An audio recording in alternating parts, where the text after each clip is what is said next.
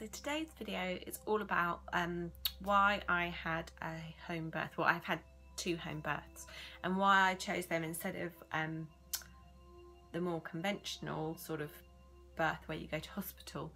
So for a bit of background, I was told at about 17 it's unlikely I'd ever conceive naturally. So when I became pregnant, it was quite a shock, and I'd never thought about giving birth or anything like that because I just didn't think it was ever going to happen to me.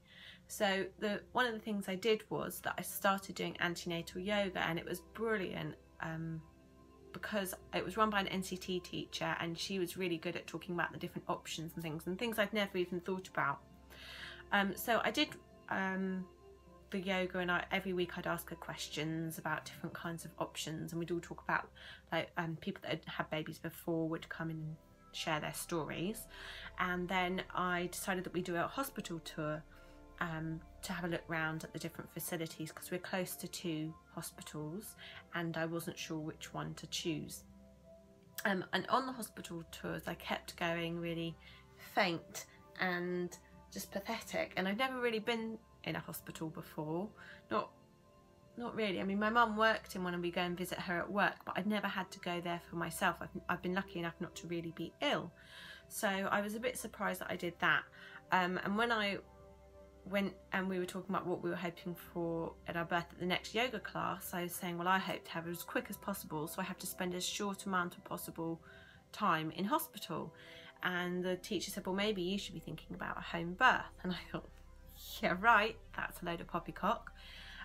But when I went and researched it a bit more, I found that up until the 1950s it was normal to have your children at home, and it was only with the advent of the NHS and people having access to hospitals that people started going into hospitals to have babies. Before that they'd always have them at home, and if you've watched Call the Midwife, that was normal.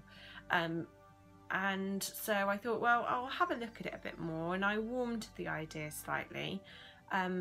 But a lot of the research that I read online said, well, if this is your first, often the midwives and things can be really off-putting and not be very keen on it. So when I spoke to my midwife, I was really surprised that she was really keen. She was like, that's fantastic, we really support home birth, we love it because we've got to know you and we should be there for it. And actually that wasn't too bad. And I was put in contact with a local group that meets up, I think it was through the NCT, but it's a home birth group. So if you're thinking of having a home birth, you go along to this meeting, and people that have had home births come to the meeting, and you all share stories, you can share books and resources, and just the experience and what to expect in this particular area of the country, because obviously the provision is different in different parts of the country. So this was we live in Surrey and in the UK, so I got to meet some different people and they were really normal. My husband was a bit like, it's going to be loads of weirdos, I don't want to go. And then he got me frightened, and I was thinking, oh, I don't know if I want to go, but I did go, and they were perfectly normal people and they had really positive stories to share. So I did put my name down for a home birth, because the rule is that if, or the rule I was told was that if you've booked a home birth and you go into labour and you decide you want to go into hospital, that's fine. If you haven't booked a home birth but you decide you want to stay at home, they haven't got to honour that because you haven't booked it. I think that's what I was told. So I booked it, and I thought, you know what, we'll just see how it goes. And when I mentioned it to people, I had a lot of people saying, oh, I'd be really scared. Are you sure? I mean, this is your first one. Are you sure you want to risk that? And then I did lots more reading and things like that, and I just thought, you know what, it's fine. We'll just see how it goes. So the first home birth I had, I was also attending antenatal swimming classes, and on the Tuesday I was like, I don't really feel like going to swimming this morning, and I didn't really have a reason why. I just didn't want to go, which is weird because I'd really enjoyed it. So anyway, mid-morning I thought, I'm going to go for a walk, and it was October, so I was pulling on my boots and my waters broke. So I rang my husband and said, yeah, my waters are broken, but it's apparently it'll take ages and I can't feel anything, so it'll be fine. And about 10 minutes later I'd had loads of contractions in those 10 minutes, so I rang him and said, you've got to come home now.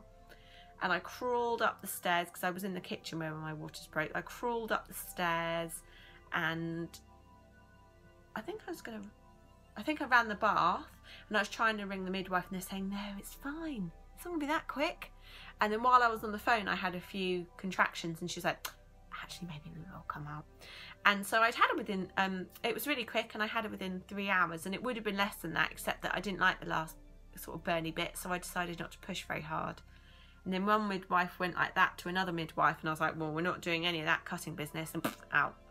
And then the second time I'd planned a home birth, and the midwives were really great. Obviously I'd done one before, so I knew what to expect. And it was just fantastic. The only downside was that my daughter was nearly 5, and because it came on very quickly. So 10 o'clock at night I decided maybe I was in labour, and he was born before 11. So it was really quick. I've got another video, I'll link it below, about a home birth story that I did. But it was really quick, and that time we didn't have anyone from any midwife or any ambulance people, so that wasn't great. But the home birth was fab, because when you book it, you get one midwife that comes during the labour as soon as it's really kicked in, and then another midwife comes along just at the birth bit, and then when you have the baby, there's one person there looking after you as the mother and another midwife looking after the baby. And in a hospital you might have one midwife going from room to room, so you get a lot more attention. The other really good thing was that once I'd had the baby, they basically walked me along to my bath, put me in my bath, and literally the first time I was really in shock because it had happened so fast, and they bathed me, wrapped me up in my pyjamas, and I was in bed with the baby. And the second one was born at night, so that was brilliant. I was put in bed sort of 1 o'clock in the morning by the time everything was sorted out. Baby all nice and wrapped up and dressed, everything tidied up for me. Even told my husband to put the washing on, whatever needed cleaning. It was quite good. The first one, they told him to go and get towels, and he came in with lovely new white towels, and they were like, no, go and get some other ones. So, I mean, it was brilliant. So I would highly recommend one. If you've got any questions, feel free to comment and I'll try and answer them. But I definitely think that you don't need to be put off by what other people say.